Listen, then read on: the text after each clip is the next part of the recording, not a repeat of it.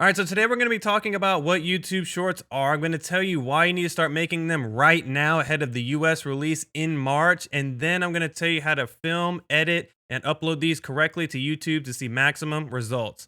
Let's get into it.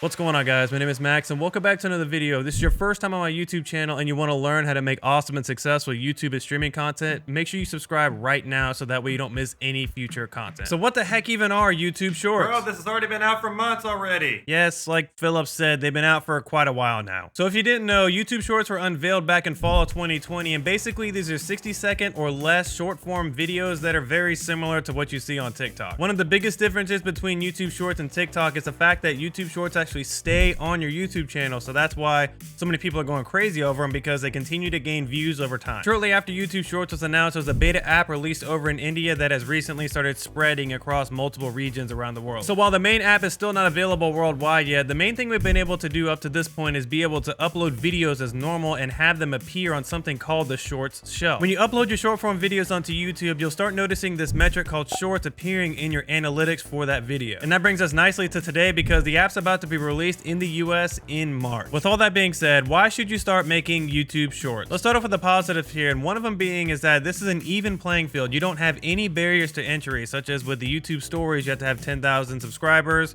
With community posts, you have to have 1,000 subscribers. You can literally start making YouTube Shorts on whatever channel you want from day one with 0 subscribers. Another thing to keep in mind is that YouTube really likes it when you use their new features. I mean, keep in mind that a lot of people are already seeing a ton of success from YouTube Shorts in terms of views and subscriber counts. So it's one thing that you want to definitely try to get on the bandwagon with early. Another really good positive of YouTube Shorts is the fact that you can cover topics that don't require a full video in these shorts. Like, for example, I like to cover topics about OBS plugins, but I don't want to make a whole video every time I need to update OBS plugins. So what I do is I release a short video that covers everything you need to know about the plugin. The number one group of people who are really experiencing a lot of good things from YouTube Shorts are smaller creators, because it's giving them a lot of exposure that they've never had before. The ones that are doing it the right way are seeing huge growth in their subscribers and their views. The two biggest negatives with YouTube Shorts are tied together, and that's the fact that it does affect your watch time in some way, and it also affects your monetization in some way. What do I mean by that? So basically, your YouTube Short, if you upload it onto your YouTube channel, can get distributed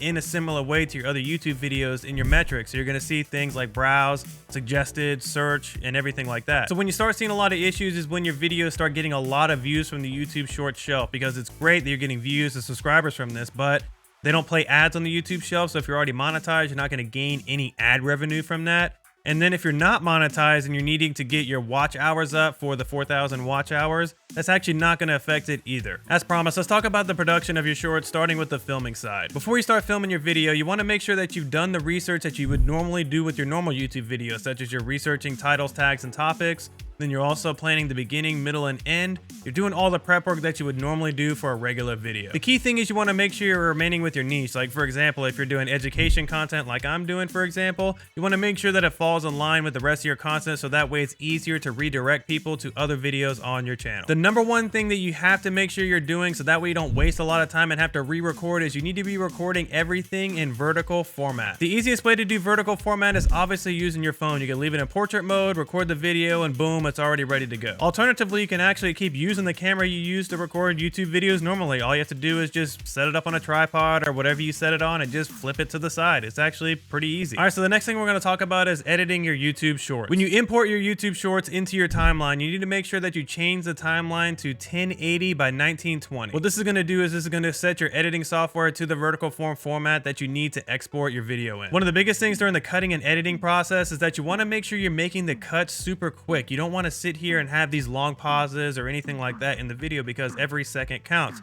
So the main thing you want to keep in mind is that when you're cutting these videos, definitely make them short and snappy. The other big thing with editing your YouTube Shorts is the fact that you want lots of visual aids as well as sound effects. You want lots of B-roll, you want lots of pop-ins, as well as some sound effects to go with those pop-ins. One little small detail to keep in mind is that when you're editing these, make sure that you're not adding anything to the bottom quarter of the screen, because that's where the subscribe, the comment, the like, all those little things are going to be. So if you add words or text in there, it's not going to be seen by anybody. But the key thing here is definitely be creative with the editing of your YouTube Shorts, because the better you do at editing them, the better they're going to do do on the short shelf. The next thing we're going to be talking about is uploading your YouTube shorts to YouTube. You're going to be doing all the normal things that you would normally do with uploading YouTube videos, such as adding tags, titles, descriptions, whatever. You're going to be doing everything that you normally would do for your YouTube video. So for your thumbnails, the one key thing to keep in mind is technically your YouTube thumbnails are not required for YouTube shorts, because the problem is when it goes to the short shelf, it's actually going to have no thumbnail. It's just going to pick some random still from the video. I'm gonna go ahead and suggest that you actually go ahead and make thumbnails for your YouTube shorts for two reasons. Number one, it's gonna appear on your YouTube channel like a normal video, and you don't want